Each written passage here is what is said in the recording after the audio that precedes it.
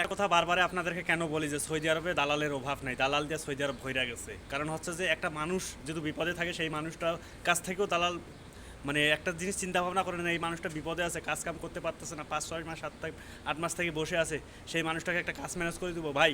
এই মানুষটাকে যদি কাজ নিয়ে দেয় দালাল 300-400 টাকা নিবে, এবং কি আপনার কাজ দিবে না দিবে এটা কোনো নিশ্চয়তা নাই। আপনার টাকাটা মেরে দিয়ে, বেশিরভাগ দালালে আছে টাকাটা মেরে দিয়ে চলে যায়। ঠিক আছে ভাই, এরকম লোকের অভাব নেই। এই জন্য আমি এই ভিডিওগুলো বেশি বেশি পোস্ট করি কী জন্য ভাই, মানুষকে কাজের বিষয়ে যে কোনো বিষয়ে সৌদি আরবে টাকা দিতে গেলে 10 বার ভাববেন, তারপরে ভাবনা চিন্তা করে টাকাগুলো দিবেন।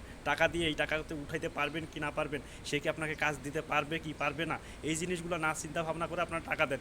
টাকা দিয়ে যখন কাজও দিয়ে দেয় না, আপনার টাকাও ঘুরে দেয় না, তখন আপনারা কী করেন, এ মানে এর উপরে একে ফোন দেন, একে খুঁজে বেড়ান, কিন্তু একে তার খুঁজে পাওয়া যাবে না। এরা বাটপার, এরা বাটপারি করে খায় ভাই, এরা বাটপারি করে এদের বউ সন্তান মা বাবা এদেরকে খাওয়ায়, এরা হারাম খাওয়ায় ভাই। এরা কখনো হালাল রিজিক খাইতে পারে না, কারণ এরা আইসে হারাম কামাই করার জন্য। ঠিক আছে, একটা জিনিস বুঝে না যে মানুষটা যে বিপদে আছে, বিপদের মধ্যে যে এই মানুষগুলোর কাছে আমরা এইভাবে টাকাগুলো নিচ্ছি, মানুষটা তাহলে কি অবস্থা হবে ভাই।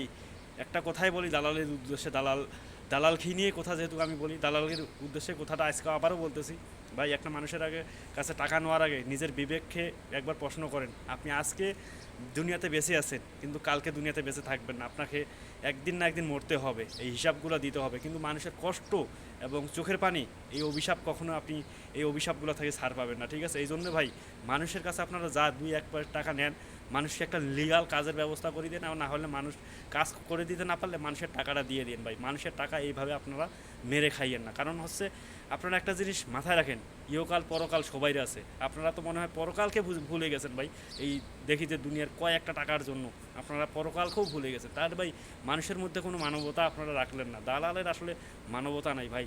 দালালকে টাকা দেওয়ার আগে 100 বার চিন্তা করবেন, তারপরে দালালকে টাকা দিবেন। তার আগে কখনোই দালালকে টাকা দিবেন না আপনারা।